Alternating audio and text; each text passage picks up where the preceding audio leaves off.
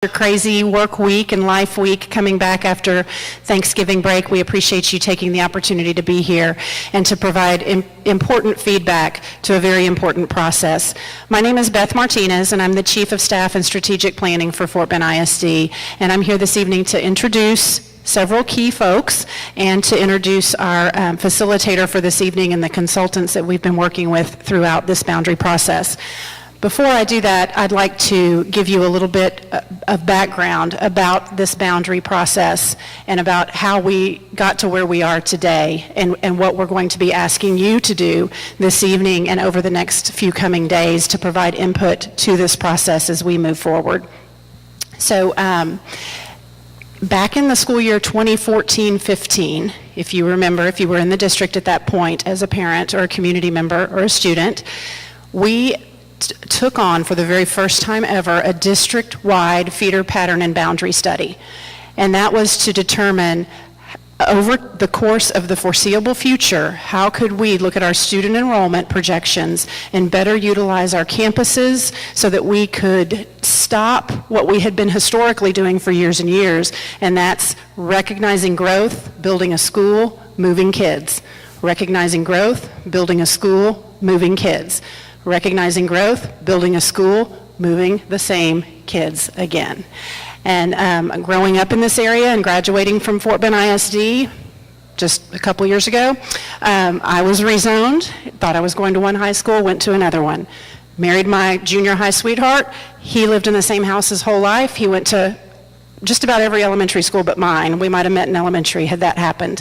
So both my kids were rezoned in middle school. Went 6th and 7th grade at one middle school, 8th grade at an additional middle school when that middle school opened. So I stand before you as a parent and a community member and an employee who has experienced the rezoning process throughout the past 25 years in many different ways. Actually 30, almost 40 if you count my school years here.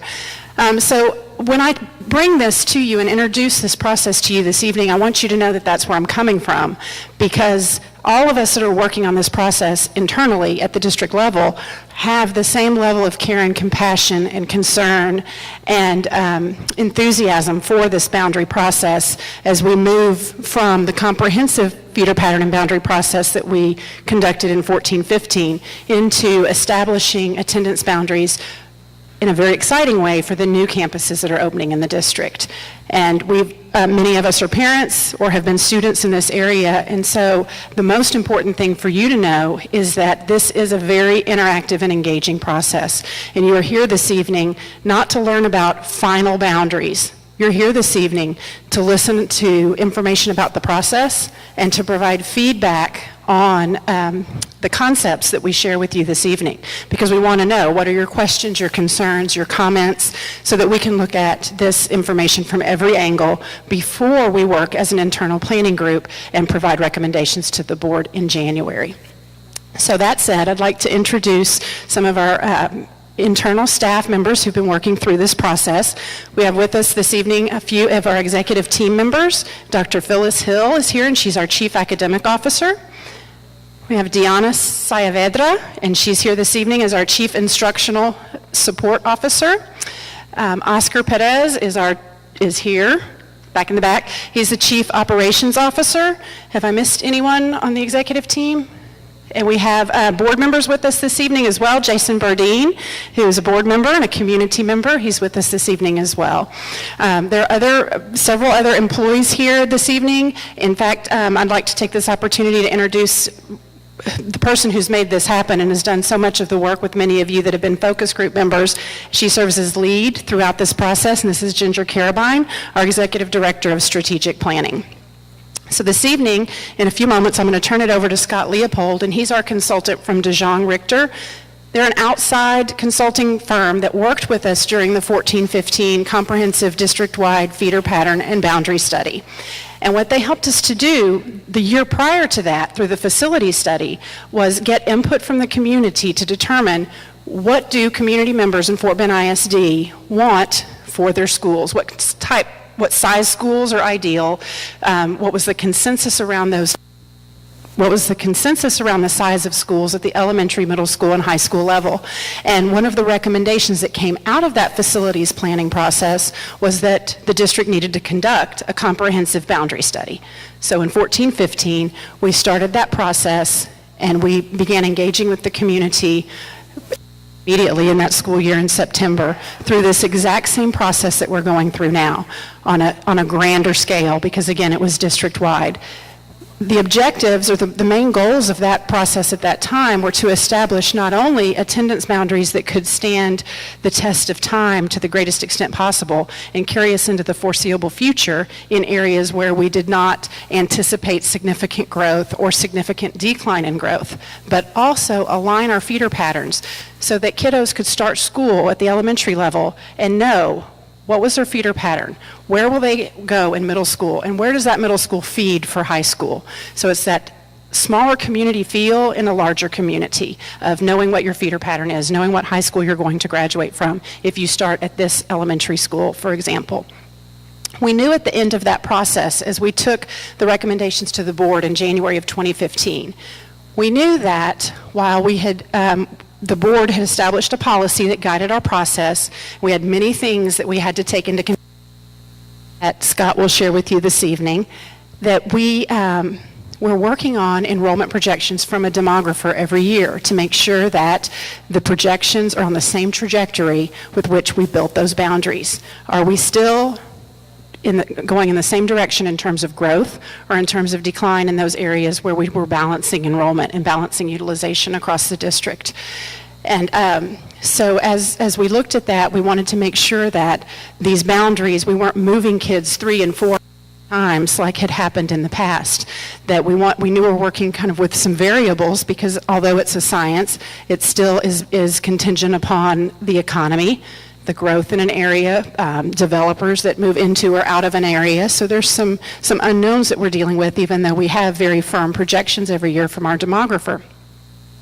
So as we went to the board with these recommendations in January of 2015, we had a comprehensive plan that we provided at that time that gave all of the background information about why we were suggesting or recommending the boundaries as we were, and what we were projecting or recommending for the future in terms of future considerations, possible boundaries for the future should we continue to grow or decline in the same rate over time.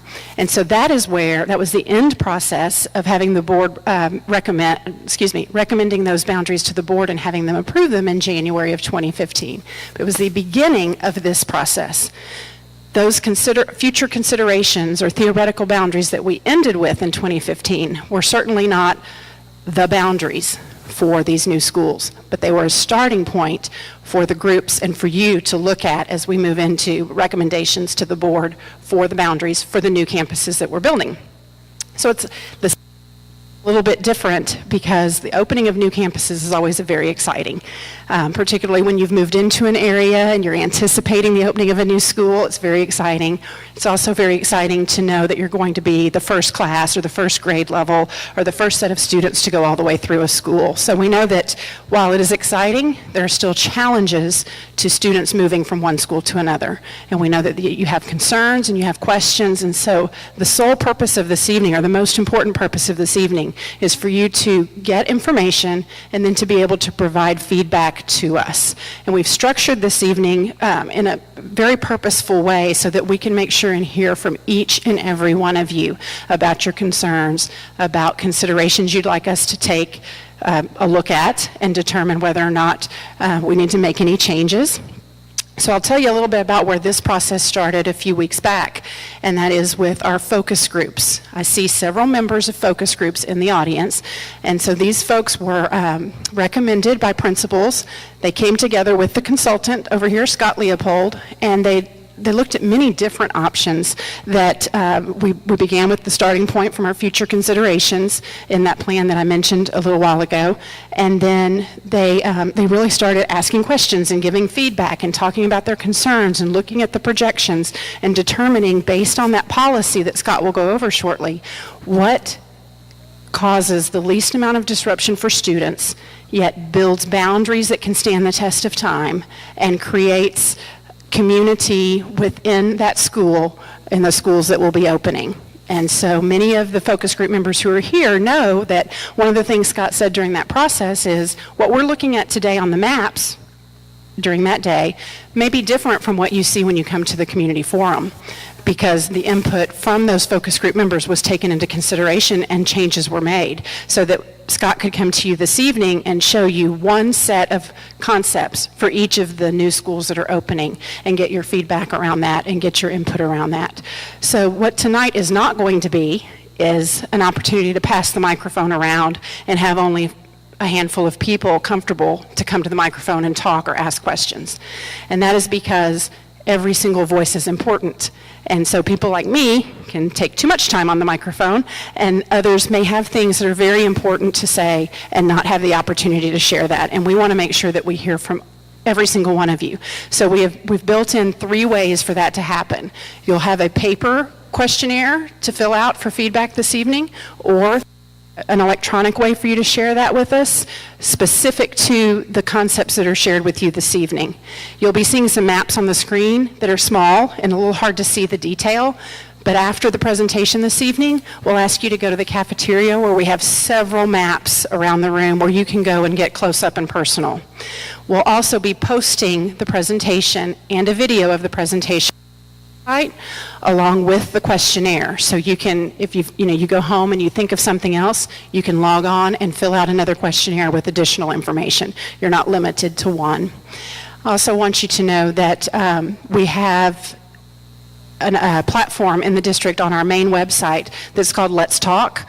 And under the Let's Talk icon, there is a link specific to attendance boundaries. And so if you feel like you have feedback that you'd like to give or a question you'd like to ask and not fill out another questionnaire or another feedback form from tonight, because that survey will be open through Friday, December the 9th. At any point, you can go to Let's Talk and click on that link, and we're able to capture your feedback or respond to your questions about the boundary planning process. So I encourage you to take advantage of that. So I think I've covered everything. If you need to take care of your comfort, I encourage you to do that. Restrooms are out the doors and to the left.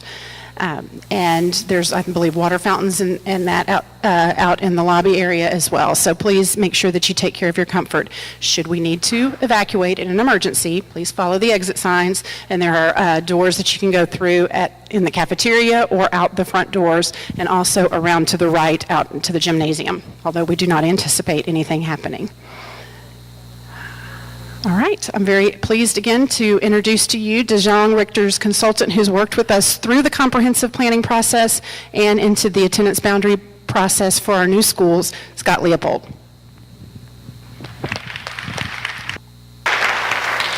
All right, it's great to be here. I feel like Fort Bend is kind of my second home. I can always tell how long it's been since we've done this process like this by how old my daughter is. My daughter's 20 months now, and so that's how long it's been. What I'm going to do is I'm going to kind of go through the options in detail. We'll talk about some considerations, talk about the process in general, and then my goal here is to talk for no more than a half an hour. And so we can get you guys out there looking at the options to get your feedback. Beth went through about half of my slides, so I'm going to go through these real quick.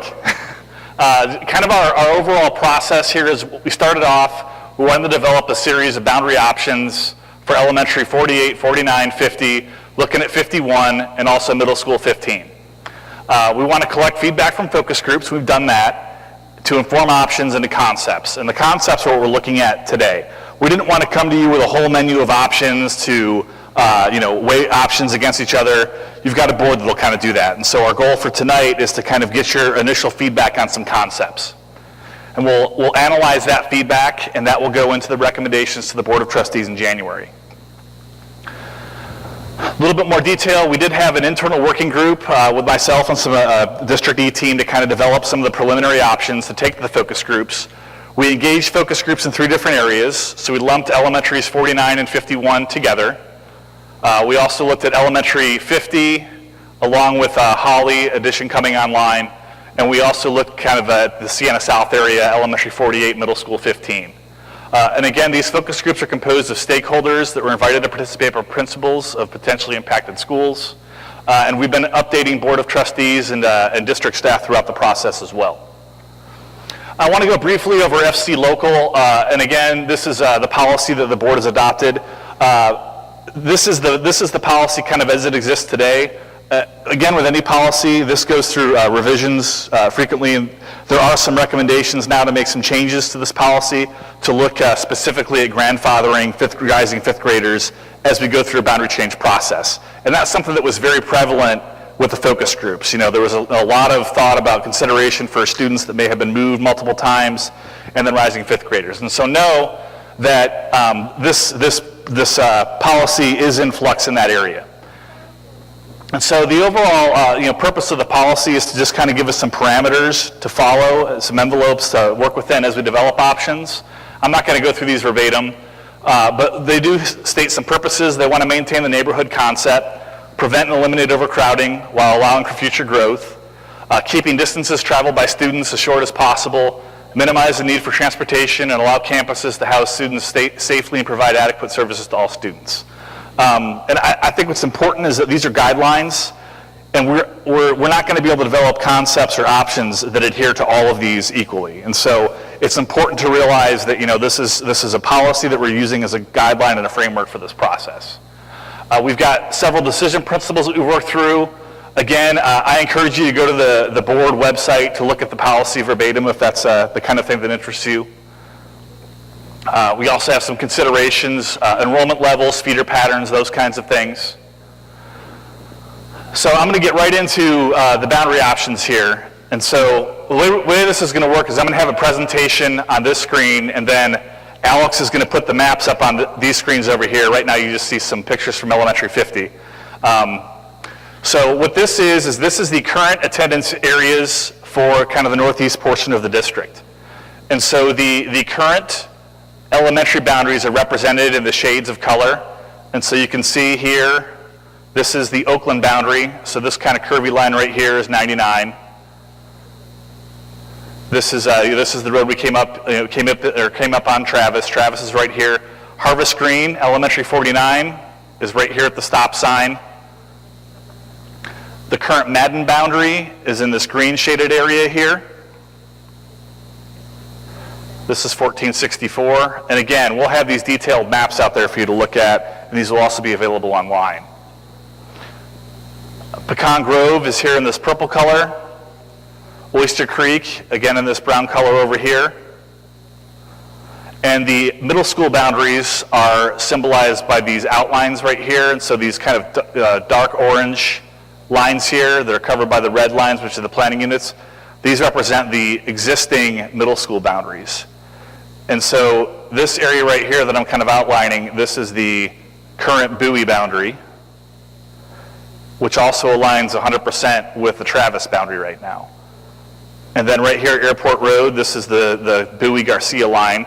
So everybody south of Airport Road and Madden would feed to Garcia and then to Austin. North would be Bowie and Travis. And so this is kind of just to help you guys get your bearings in this area. So again, what's happening, we have Elementary 49 and Harvest Green opening in 2017-18, and that's located right here. You probably saw the construction vehicles and the building frame and stuff when you drove in here. We've got a 10 classroom addition coming online at Oyster Creek in 2017-18, and we have Elementary 51 somewhere in Aliana, south of Airport. It's planned for 1920. We also have a little bit of issue with utilization balance between Bowie and Garcia. And so what this table you see here represents, this shows the capacity and the projected enrollment and the projected utilization for all the schools in the area. And so we have the utilization here symbolized using colors to indicate where they are on the FC local parameters. And so the FC local parameters state that a facility is well utilized if its utilization, which is its enrollment over its capacity, is within 80 to 120%. And so if a facility is within those parameters, it's going to be green. And if it's above 120%, it's going to be in red. And if it's below, it's going to be in blue. And so what this kind of shows is, on the board here, what we have is we have Madden and Oakland. And then we have Elementary 49 coming online in 2017-18, Elementary 51 coming online in 1920. And so if you look at the aggregate utilization for these buildings, and again, these capacity numbers and these utilization numbers are based on permanent capacity, and so this does not take into consideration any portable classrooms. But you can see in 2016-17, we're at 136% because we have all the enrollment at Oakland and Madden, and we don't have the capacity for 49 and 51 online yet. And so when 49 comes online, we go to 102%. And so if I only fill Elementary 49 with students from Madden and Oakland, the best that I'm going to get to is 102% utilization. And so we're 102% in 17-18, and then 115% in 19-20. And then once Elementary 51 comes online, we're down to 90%, 94, 98. And so, again, these numbers are based on the moderate projection from the preliminary PASA report that will be coming out later this year. But you can see this just kind of illustrates real quickly what the utilization looks like in these options. Now, if we look at middle school, this really illustrates our imbalance here. We have Bowie, which is currently at 92%, and if we do nothing, it's going to go to 122%, while Garcia stays pretty steady at 60%. And so if you recall back in the 2014 study, we had kind of a long-term consideration to look at aligning the Madden boundary, which currently splits between Bowie, Travis, and Garcia, Austin, aligning that boundary 100% with Garcia. And we'll go into that here in a little bit. So for Elementary 49, we really lump this into two different phases because we have Elementary 49 coming on next year, and then 51 coming online planned for 1920. And so you see in the background the existing boundaries, and then this kind of seafoam outline here is the proposed phase 1 boundary for Elementary 49. And so what this does is this provides immediate relief for both Oakland and Madden by moving students directly into 49. And so our utilization number at Madden this year is 109%. It would go to 103% for 17-18 and 109% in 18-19. And it's important to look at this because if we didn't do anything, we were going to be 130, 148. And so it keeps us in the green at Madden for those years. And if I look at Oakland, we get Oakland down from 1,265 students down to 826, 886, which are 108 and 116%. Elementary 49 would open at 824 students and then be at 119% right there the next year. But what's important to remember is that that's the best we're going to get to as far as that overall utilization. And again, these numbers do not take into consideration any portable space. And so, again, these numbers would actually be lower because we know we do have portables both at Oakland and at Madden. So when I look at phase 2, this area of 49 stays exactly the same, but everybody that we moved to 49 from Madden would go to 51 when it opens. And some things that we considered as we were doing this is that we wanted to try to leave some of the established neighborhoods. We didn't want to move them again. And so I'm going to jog back here for just a second. If I look at Elementary 49 in phase 1, we've got Aliana proper here that would remain at Madden, and we also have Old Orchard, which would remain at Madden for phase 1. In phase 2, Old Orchard would go to 51. And so again, when we look at our numbers here, our Madden numbers are still 109, 109, 110%, but remembering that our kind of real capacity with portables at that facility is 950. We look at Oakland, we see Oakland in the red, and what we want to think about is we have a leftover addition from the original master plan that was funded in the original bond. We had an addition that we did not build at First Colony, and so part of the recommendation out of this process to the district will be let's look at putting that addition on Oakland so that we can kind of get them into the FC local parameters once and for all. Throughout this process, again, I think that a lot of people will agree that our last boundary process that we did was very intensive, and so we did not want to do a very complicated process in this, and so we did not have any kind of domino moves into Oyster Creek or Lakeview. So Old Orchard Lake Estates stays where it is. Chelsea Harbor stays where it is. We're just dealing with getting the boundaries established for elementaries 49 and 51 in this scenario. Looking to the middle schools, again, what this shows is kind of our original 2014 recommendation of aligning. What we want to do is we want to reduce the enrollment at Bowie by taking the Madden boundary and aligning it 100% with Garcia. And so these students that are north of Airport Road, which currently feed Bowie, Travis, would feed to Garcia and then to Travis. And what this does is we do have a feeder split. And when I say feeder split, I'm talking about a middle school that feeds to more than one high school. And I think that the best example that we can use for this is Satartia. Satartia is one middle school that is composed of 3 elementary boundaries. So all of the Brazos Bend students go to Satartia, and then they together go to Travis. All of the Walker Station students go to Satartia, and then they together go to Austin. All of the Cornerstone students go to Satartia and then to Clements. And so that's kind of our illustration of what our whole school split is. And so what this would be is a whole school split at the end of the scenario, because all of the Madden students would feed to Garcia and then to Travis. And we look at 51, all of the 51 students would feed to Garcia and then to Austin.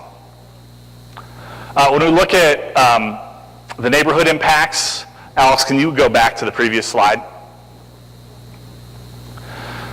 Fieldstone, Waterside Estates, and Waterside Village would stay at Oakland for both phases. Waterview Estates and Harvest Green, which are currently zoned to Oakland, would move to Elementary 49 for phases 1 and 2. Sections of Aliana that are west of the Madden site and south of Airport Road would move to Elementary 49 for phase 1 and then to 51 in phase 2. Old Orchard would stay at Madden for phase 1 and then move to 51 in phase 2. Our feeder implications here, Oakland and Pecan Grove will continue to feed 100% Bowie Travis throughout phases 1 and 2. During phase 1, Elementary 48 and Madden would split between Bowie Travis and Garcia Austin. In phase 2, Madden would become a whole school split to Garcia and Travis. And then Elementary 51 would feed to 100% to Garcia, and then a small percent, about 100 middle school students here north of Airport would feed back to Travis. And so that's something that we want to consider aligning further down in the process. One of the decisions that we made very early on is that we didn't really want to mess with high school boundaries just because of all the, I don't want to say drama, but emotion that we had last time in the process of high school boundaries. And so, again, when we're talking about high school boundaries, we're cognizant of that utilization, but at this point in the process, we're just trying to get boundaries established for these buildings that we're opening up. Okay, so now that's it for Elementary 49 and 51. So now I'm going to move to Elementary 50 in this area. And so again, our current Seguin boundary is this purple area. Elementary 50 in Grand Vista is right here, off of Beech Nut. The Barbara Jordan boundary is this kind of long, skinny brown area here. There is a current middle school, high school split with Barbara Jordan. Barbara Jordan north of Beech Nut feeds to Crockett and Bush, and then Mission Sierra and Mission Trace south of Beech Nut feed Bowie Travis. We did have a small percentage feeder split here at Mission West. So this area south of Beech Nut is the only portion of Mission West that doesn't go to Crockett. This is just a small percentage that goes to Hodges Bend. Looking at this area, we're currently at 102% utilization. We get the capacity that comes online at Elementary 50 and the addition at Holly, and we drop to 74%, to 74, 76, 77, 80%. And so we're kind of ahead of the growth in this area. One important thing to consider is that these are schools that have higher bilingual populations. And so these numbers that we show here are based on live-in. The actual utilization at these schools are actually a little higher because they have students coming in from out of zone.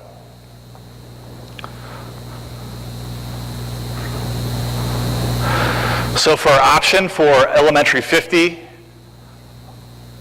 we have the boundary defined basically for 50. Again, Grand Vista, Bradford Park, and Mission Sierra would go to Elementary 50.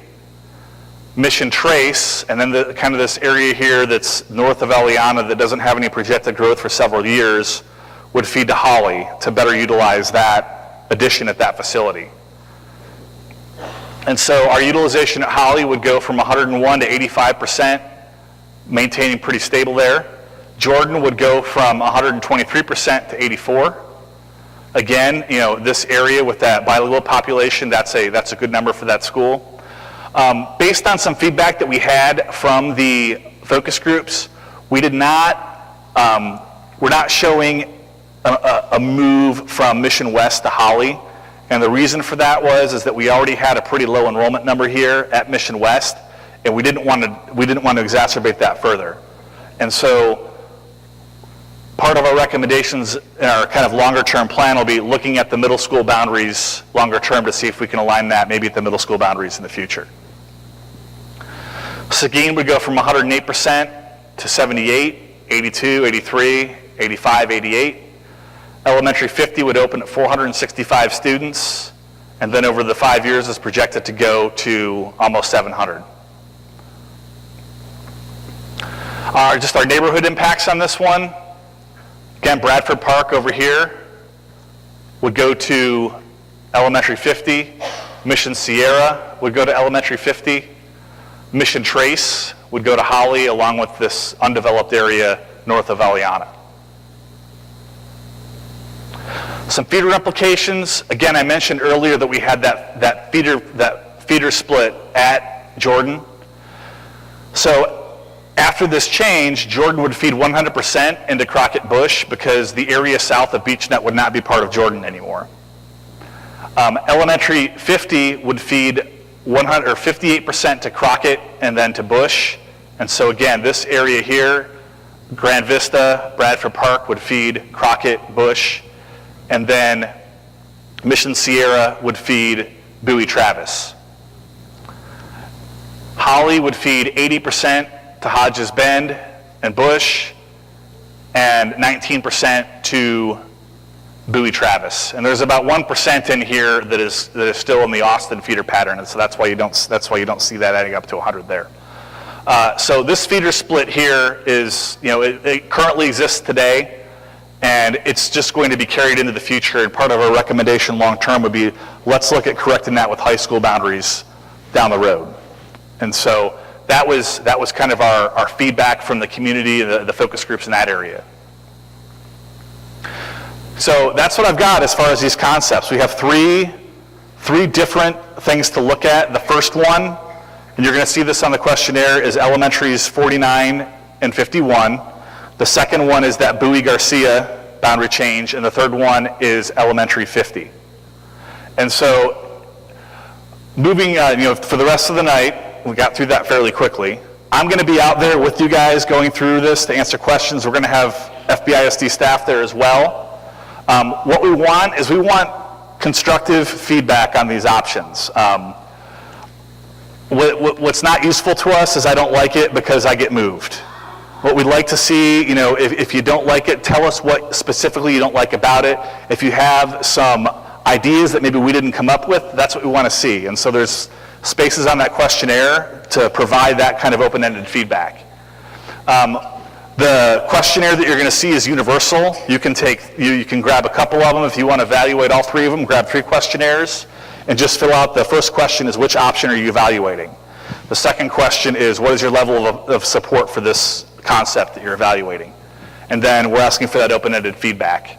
If you don't feel like writing, we've got a QR code up here that you can get your smartphone out, take the survey on your smartphone. That's fine too. Please know that your feedback tonight will be considered as we move forward in this process. This is not a presentation of this is what we're doing, we hope you like it. We absolutely want your feedback in this process. And again, all materials will be posted on the Fort Bend website along with an online version of the questionnaire and the video, and that will be available until December 9th. That's all I have. Beth, did you have anything else you wanted to add? Sure.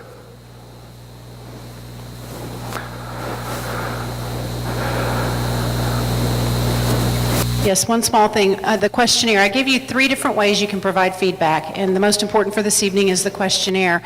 I do want to let you know that all feedback is taken into consideration, and when we did this the last time at the district-wide level, we had groups of folks, and sometimes 1 and 2 people, submitting the same comments 100 times, 1,500 times, 1,600 times, and then we had people who would submit 1 comment. And I can tell you, because a group of us, and I was involved with it, were the ones that reviewed all the comments.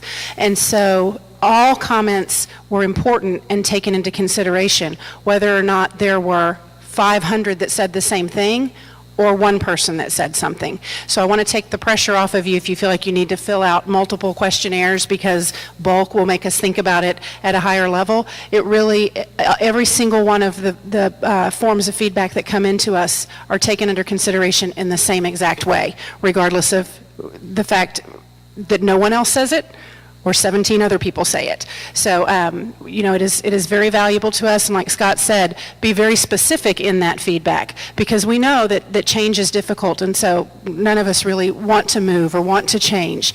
But tell us, really look at those maps and think about the data and tell us why you're providing the feedback that you are, or why something doesn't make sense to you, or why you think another opportunity might be more strategic for us to think about. And that's where we're able to go back and have those discussions in our internal planning team to be able to finalize those recommendations for the board to take action in January.